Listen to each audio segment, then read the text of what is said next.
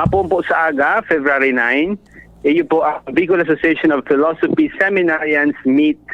Bukod sa bihon, ang bilog na mga seminaristang nagka-college sa philosophy kan Bicol Region, madigdi sa Samuyan Seminaryo digdi sa Diocese of Legazpi, Probinsya din Albay. Apo. Madirigdi sinda, as in magkakaigwanin mga games, magkakaigwanin seminars, magkakaigwanin mga pag-celebrasyon sa misa, as in igwamanin igwaman kami cultural night. So garo bonding, as in sports fest, as in pag-adal, as in pagpangadji, kang kabus na seminarista sa Bicol Region, tanganin lugod magkamirid bidan man, as in, may guwaman kami ki mga goal na, so synodality, na maging urugos bilang sarong simbahan. Hulit pagabot sa futuro, ini mga seminaristang ini, iyuyumanan magiging padi kan bilog na Bicol Region. So, 200 seminarians are gathering digdi sa CP.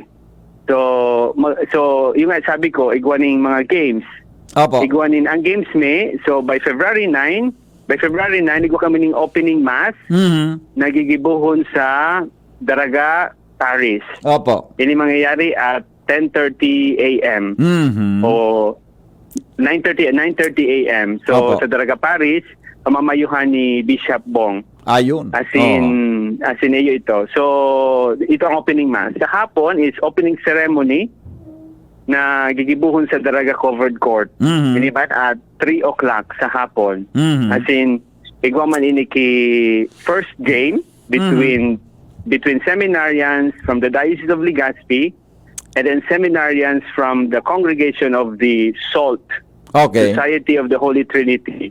So, makawat sila naman. Actually, simultaneous ang basketball game. Igwa sa Daraga Covered Court, igwa man sa Sagrada Familia Covered Court. So, duman man so another basketball game. Tanganing, because we only have 3 days. Opo. And 2 days of those is para sa games. Kaya, kipuhan ding i-maximize ang oras. So, at the same time, so digdi man sa seminaryo, gigibo ng gabos ng mga indoor games.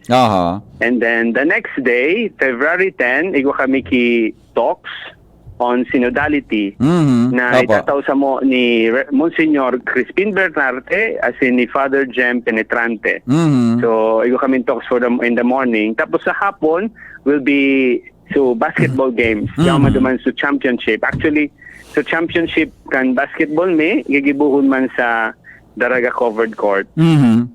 I see. At ito sa Banggi on the second day, February 10, iyo ang cultural night kan mga seminarista. Nagigibuhon man digdi sa seminaryo. So and then February 11, that will be the last day, iyo man sa culminating mass, nagigibuhon sa cathedral at 10:30 in the morning. At 10 o'clock o 10:30 in the morning sa cathedral. Tapos, so, as a culminating activity, nagigibuhon mi sa St. Agnes Academy. And then after that, urulian naman ang mga seminarista. So, siring nga sa sinabi ko, hopefully, these 3 days, na pagtiripon kan mga seminarista maging mabunga, na magkamiridbidan, as in, lugod magkaigwanin mas halawig o mas dakulang komunikasyon sa gabos na seminarista digdi sa Bicol Region.